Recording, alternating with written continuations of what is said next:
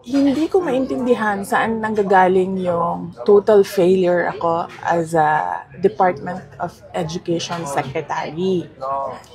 Kasi iba yung actions ni BBM noong ako ay nag-tender ng resignation. Kung maalala ninyo, that was June 19, 2024. It was a Wednesday. Matagal ko na pinag-isipan yung pagre-resign. Inisip ko na kapag mag-resign ako, habang nasa administration ako, inaatake ako. Pag nag-resign ako, dodoble yung atake sa akin. Posibleng mag-file ng impeachment case sa akin dahil September 2023 pa lang pinag-uusapan na yon.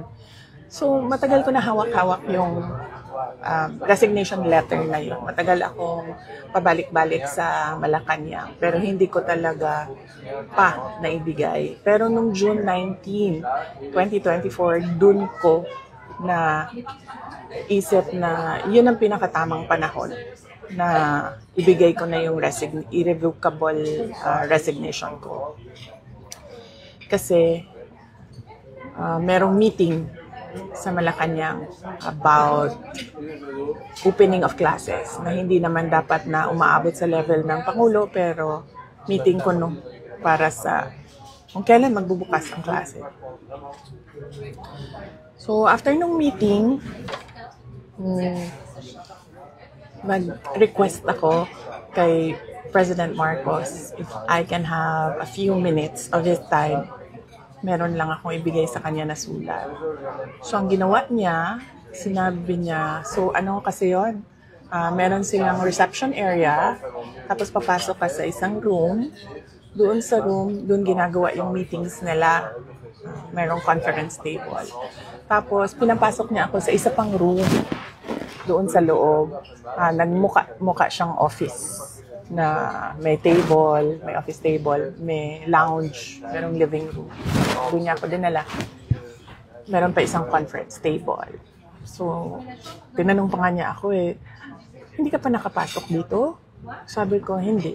First time ko ito nakapasok dito. Tapos nagkwento pa siya na, nung panahon ng tatay ko, parang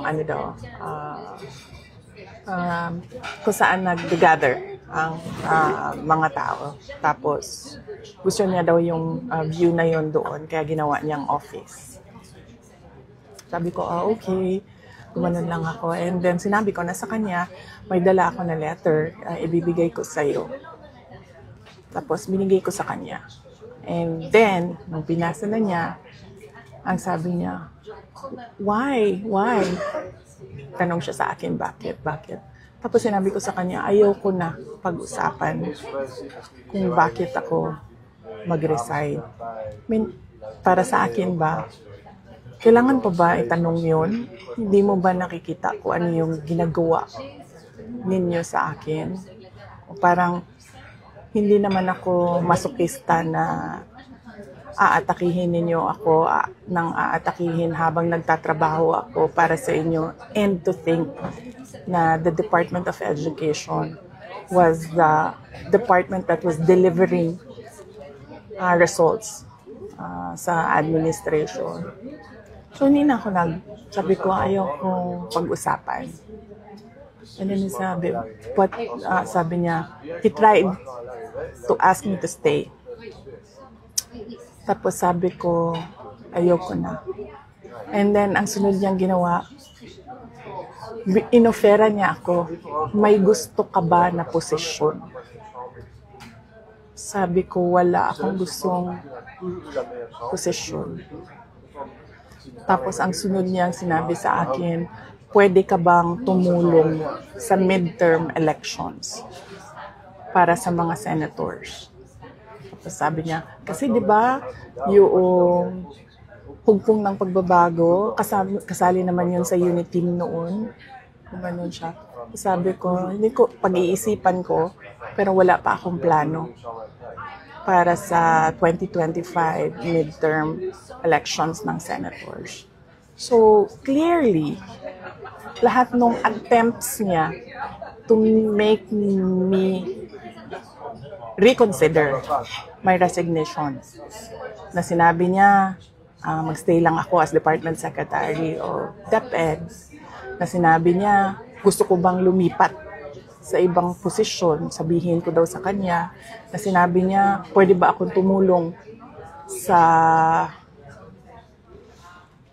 midterm elections ng 2025.